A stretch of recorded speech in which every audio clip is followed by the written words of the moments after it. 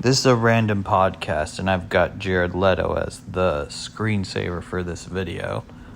There isn't going to be anything too outstanding in this video. It's just me talking. According to my analytics, at this point, you're probably going to click out of the video, which is fine. I've kind of, reconciled myself to the idea that my content is just kind of boring. So if you've stuck around by this point, you must be really desperate. That's fine. I mean, so much of society is desperate today. Oh, Joker reference. We live in a society today that is desperate. Because you're obviously here listening to David Wells' channel. I'll say this until proven otherwise, but I do believe that Jared Leto, however you say it, should have gotten more of a chance to show us his idea of the Joker. The Snyder Cut was it gave us just a bit more, and I'm happy for what we got. But, I don't know. I like his characterization, and I could see where it was going. I saw the potential of it. The thing that I wanted to see, here's my rationale for that. So I think one of the things people kind of criticized his Joker for was the laugh. That was one thing. But my take on it was his laugh was supposed to be kind of like a dying wind-up toy or music box. There wasn't a whole lot going on up there in his head and making him push himself forward in life. And one of the things I loved is some people have criticized him as he's just a meth addict, but they might be onto something, but the impression I always got was, okay, there's something going on up there in his head that's maybe a chemical imbalance, but he seems to be in a great deal of discomfort.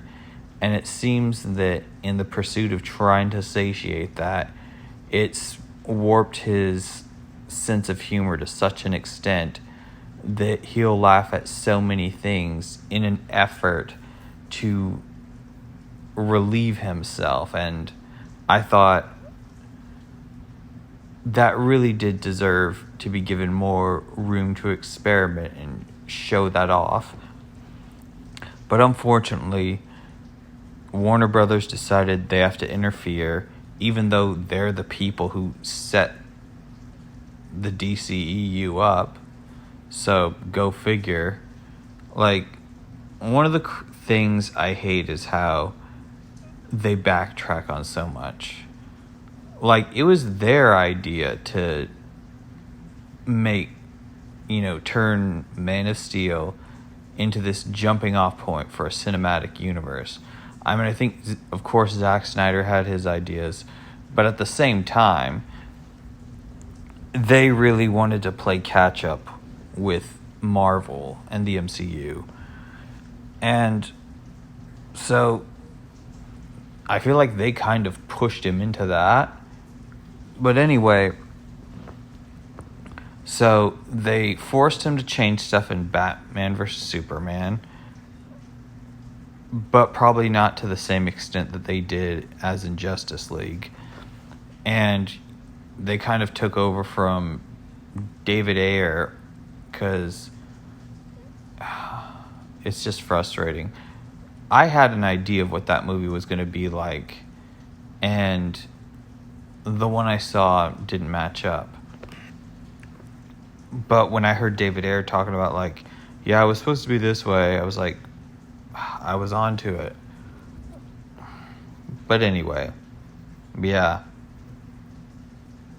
But who knows? I guess the one fallout, the only kind of positive repercussion I see from this is Shazam, it feels, was somewhat reactionary to Warner Brothers changing course, and that was a thoroughly enjoyable movie. But at the same time, it's why did it have to be one way or the other? But they've been handed this opportunity, I think, where we can have a multiverse or something. So DC can still do their thing, like their Snyderless DC universe, and Zack Snyder could, in theory, bring his creation back to life. He probably doesn't want to because there's some bad blood between him and Warner Brothers. Like, he has spared no effort to take shots at them, and you could argue rightfully so. It does make me think,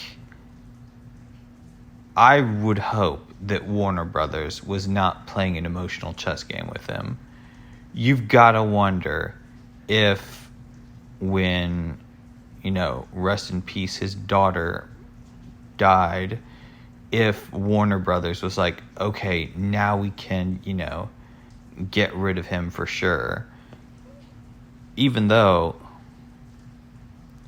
it's funny, I've said this before, and I'll say it again. If you compare, like, the DCU's Phase 1 to Marvel's Phase 1, the DCU was much more profitable.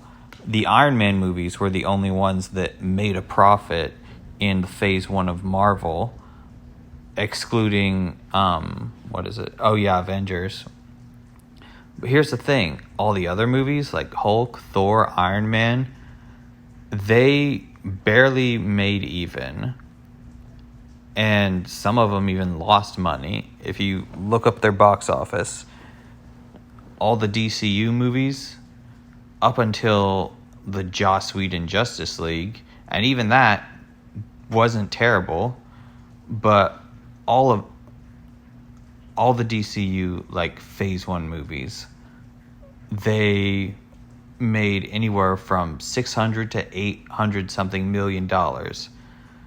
The MCU Phase 1 movies, with the exception of the Iron Man ones and Avengers, the first one, they didn't do that great. I think they made anywhere between like 140 and 200 something million, which is not that great. And you almost have to wonder, how did they keep on making those movies if they didn't do that well? I mean, maybe people saw what they could be, and it could be that these weren't the top tier characters, like, say, Spider-Man and X-Men were. So, of course, people weren't going to rush to go see them. But at the same time, it's no short feat what Zack Snyder and the other contributors did to play catch up with the MCU. I mean, you could say it was a train wreck, but as far as train wrecks go, it felt pretty solid.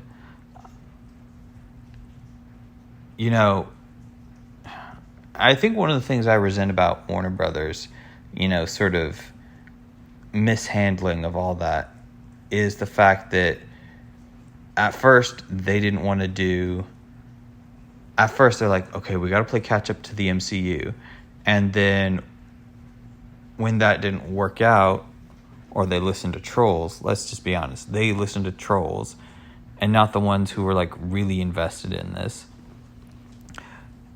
They tried to distance themselves from that. And then when Aquaman did $1 billion, they're like, yeah, we don't need to copy Marvel. We're our own thing. And it's like, you got into this situation because you tried to push Zack to be more like the Marvel movies. And if there's ever an example of gaslighting, there you go. Let's see. Man, it's thundering outside. I guess it's like, and I want to see Jared Leto do...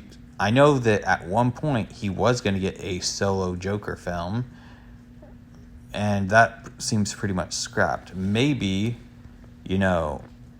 God willing, he'll get to do something on HBO Max, because I hear there are rumors, and that the Snyder Cut allegedly did really well. The figures aren't consistent, but then can you really trust Warner Brothers to be, completely transparent? Well, who knows? Anyway, I really hope we get to see something, because he gave an amazing performance in Dallas Buyers Club. And yeah, that's what gave me the vote of confidence. Like, okay, because he was the first guy right after Heath Ledger to take on this character.